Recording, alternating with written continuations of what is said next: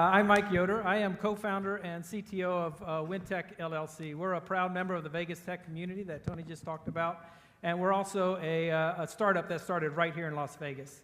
And we've got a product that we developed called Alice Receptionist. And Alice is a new technology that merges hardware and software to provide a new way for visitors, a new management system for visitors to commercial and public building spaces. And I'd like to start with a short little video that explains the problem that Alice solves and the way about which it does it. When visitors arrive at your office, how are they greeted? Without a receptionist, it can be confusing. Presenting Alice, a new kind of receptionist. Like any good receptionist, Alice greets visitors, notifies employees of the visitor's arrival, and connects visitors with employees in face-to-face conversation without the employee having to leave their desk.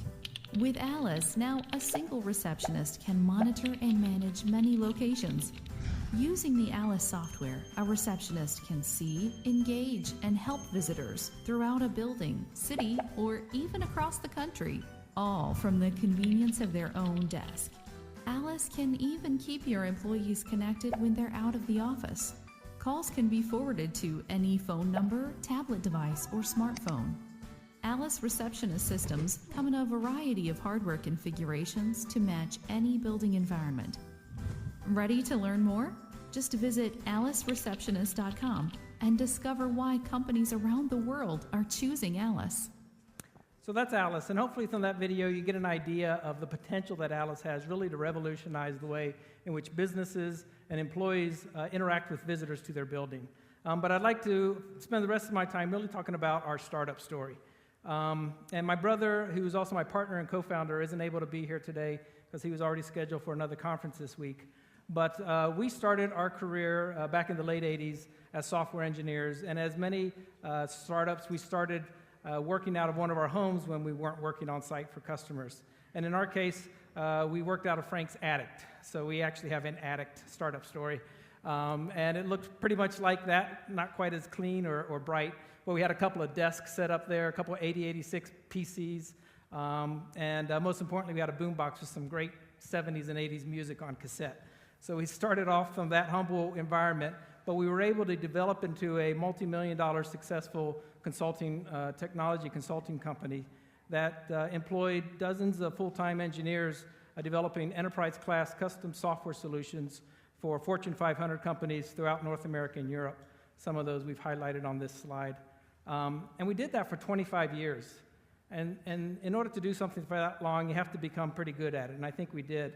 We learned a lot of lessons as entrepreneurs and as business owners, how to manage employees, high-profile customers, partnerships, relationships, how to meet a payroll and manage a budget, all those technical things you need to run a business over the long term through both peaks and valleys in the business cycle. But some of the most important things that we learned, I think, were the ones that impacted us personally, that were either painful or brought joy to us. And those are things like learning how to understand the need to make shifts within your business when the landscape of your customers or your competition changed, and being willing to make those changes. Also, how to make difficult decisions decisively and quickly, rather than letting those linger out there. So when we started Wintech 3 years ago, we brought all the experience and knowledge that we had gained through those decades of running a business in the technology world and brought them to the fore with this new company. And so when we started planning out Alice Receptionist, we had a very clear understanding going in who our customers were, the enterprise and government agencies. We understood how to sell to them because we had been doing that already for a few decades. So we understood the importance of reseller partnerships and a global distribution channel. And we understood the value of our product for these companies because as we had traveled out to different companies, we saw the pain and the problems that they were experiencing trying to manage a lobby without a full-time receptionist there. And so we believe that now is the right time because the technology that Alice uses today is not something that was available 10 years ago or 5 years ago, but today it's all coming together and it's affordable and we can make this solution happen. Alice is the right product and we have the right team to really do something that was going to change the way that businesses interact with visitors in their building like nothing that's happened in the past. So thank you very much.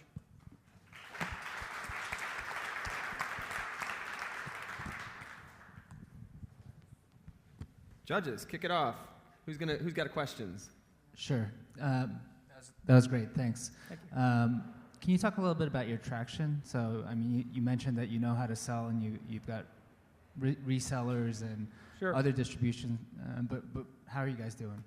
So we started off, like I said, we have some experience in selling to the enterprise and as resellers ourselves in the past. So we understood in order to get into the reseller with reseller partners and into the channel, we really needed to define our product a little bit more concretely before we talk to them.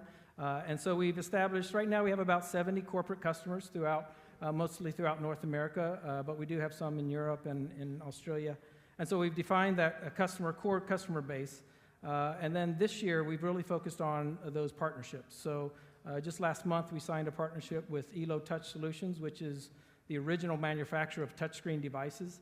And they have a global presence with resellers throughout the globe, 260 or so of them.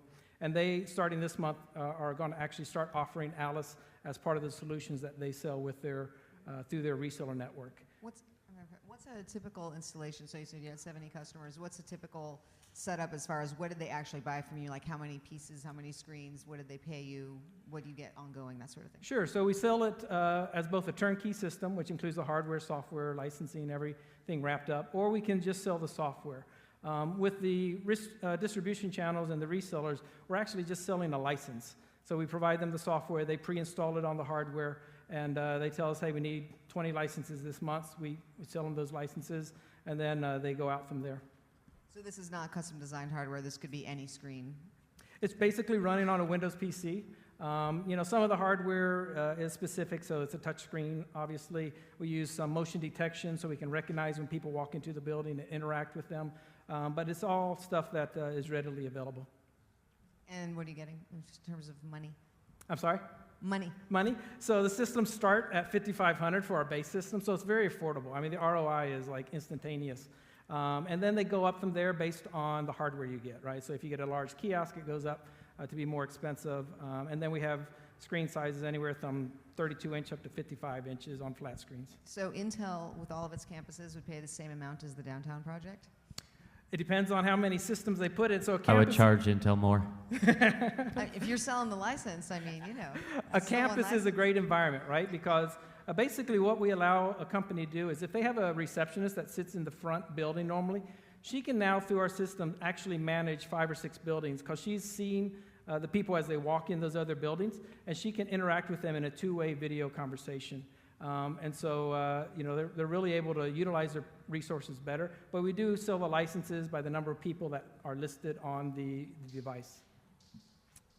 Yeah. When you're looking at what the overall market size and opportunity is, are you looking at just very, very large companies, or can this be sold into smaller companies as well?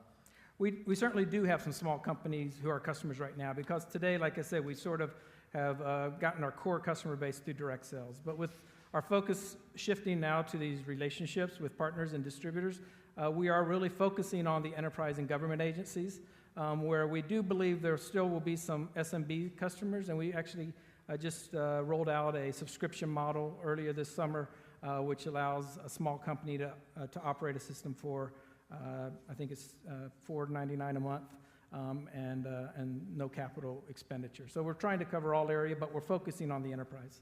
How much money have you raised to date? We've raised $2 million in private. Mm-hmm. And what are you looking for the size for your next round? I'm sorry? The size for your next round, you're looking about what? We're probably looking at around the 10 million mark. Really what that's going to be used is for, now that we have the distribution, or we're putting the distribution channel in place, globally we're going to be seeing some considerable growth, and we need to be able to manage that at a fast pace. Or do you guys, with this current change in your distribution line, do you see yourself as a software company, a hardware company, a services company? What would you classify yourself as? I think it allows us to be more focused on the software because most of our distributors are selling the hardware themselves. That's what profit margin for them. We're not really interested in the hardware. We sell it now as a convenience for our customer, but we will be able to focus strictly on the software side of things by issuing licenses to these partners. What about services, like, where you've got like the bank of receptionists in Idaho? So that's our Alice Live product. We haven't rolled that out yet, but we're partnering up with call centers. You mean in Vegas? And they'll be able to, Vegas, Idaho, it doesn't matter where they're at, they'll be able to manage customers' lobbies for them on a contract basis. Absolutely. All right, next up.